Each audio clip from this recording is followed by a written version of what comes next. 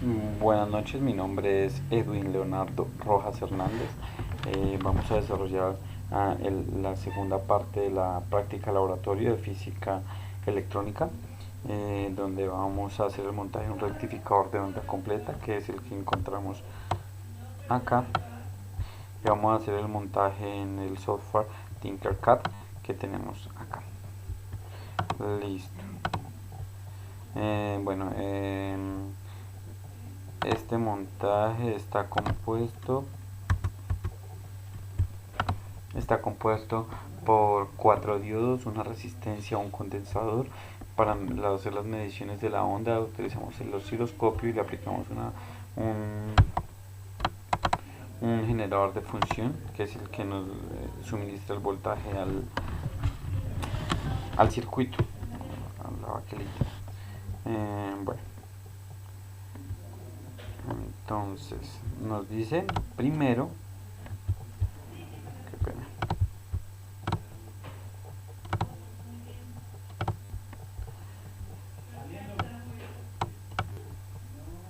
nos dice primero que bueno, realizamos el montaje del circuito, ya lo montamos.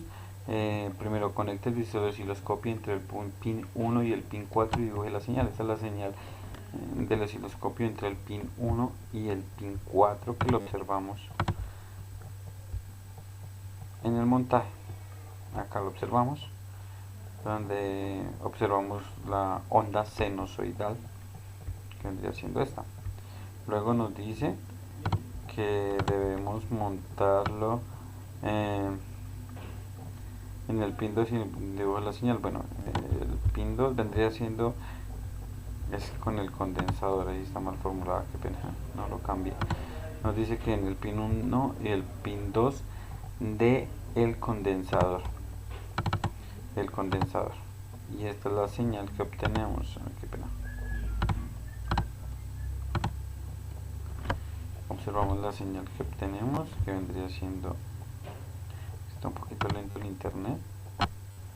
Entonces ya observamos que la onda sinusoidal no circula totalmente por la recta, sino ya por encima, únicamente por encima, lo que ya empieza a pasar de corriente alterna a corriente continua, corriente AC.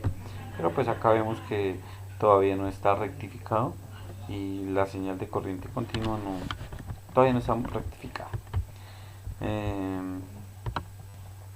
Bueno, ahora nos dice, encontramos unas preguntas problematizadoras, donde dice: si cambio el valor del condensador por un valor más grande, ¿qué pasa con la señal de salida?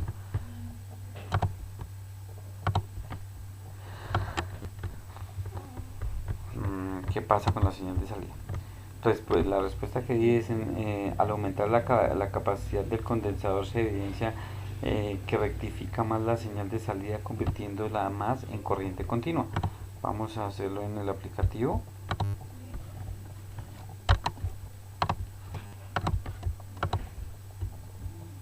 Acá observamos que el condensador lo tenemos con una capacitancia de 10 microfaradios, y observamos el tipo de onda. Si le aumentamos el valor a 1000 microfaradios, observemos.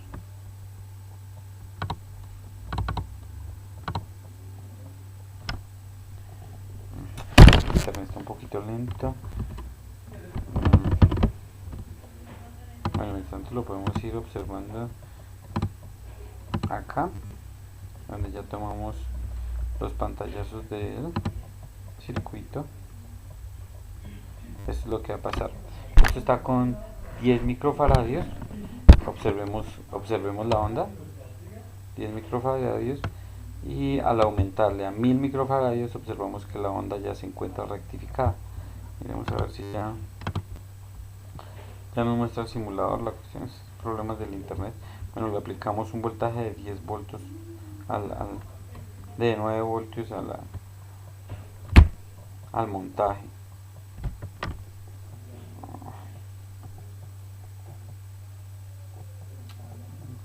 segundito que está un poquito lento el internet.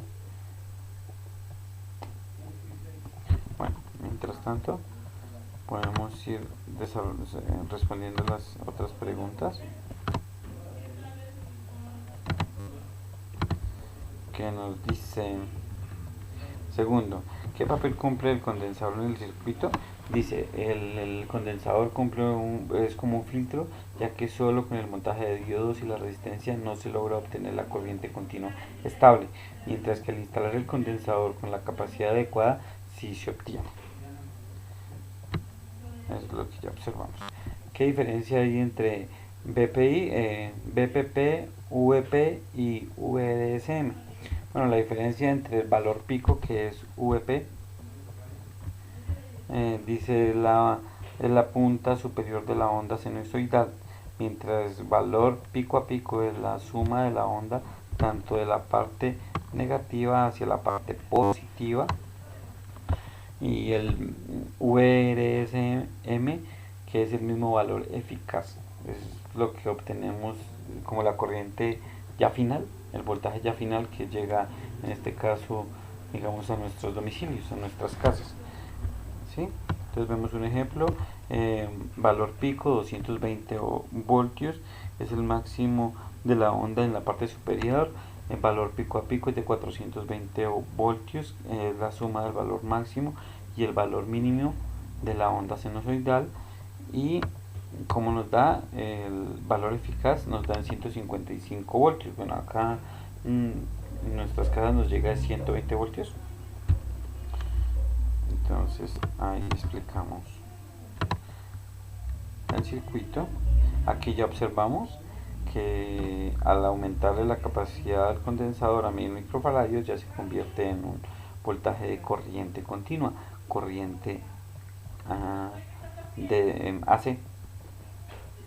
¿Listo? Ahí lo observamos. Entonces con esto ya vamos por terminado la explicación del segundo ejercicio, del primer ejercicio de la segunda práctica del laboratorio. Ok, muchas gracias, tengan todos buena noche.